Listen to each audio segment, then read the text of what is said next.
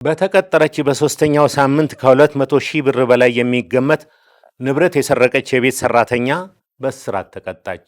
ተከሳሽ ምስጋና ሙሉጌታ የስርቆት ወንጀሉን የፈጸመችው በኮልፌ ቀራኒዮ ክፍለ ከተማ ወረዳ 11 ልዩ ቦታው ካራ ቆሬ መብራት ኃይል ጀርባ ከሚገኝ መኖሪያ ቤት ውስጥ ነው።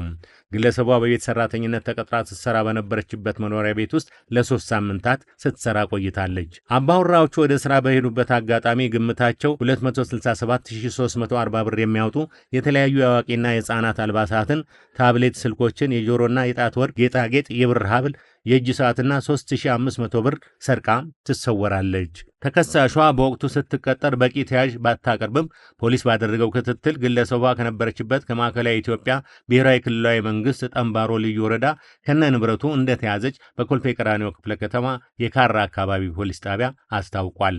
ፖሊስ በግለሰቧ ላይ አስፈላጊ ምርመራ በማጣራት አቃቢ ሕግ ክስ መስርቶባት ጉዳዩን የተመለከተው የፌዴራል የመጀመሪያ ደረጃ ፍርድ ቤት ኮልፌ ቀራኒዮ ምድብ የወንጀል ችሎት ተከሳሽ ምስጋና ሙሉጌታ ጥፋተኝነቷ በመረጋገጡ በ5 ዓመት ጽኑ እስራት እንድትቀጣ ወስኖባታል።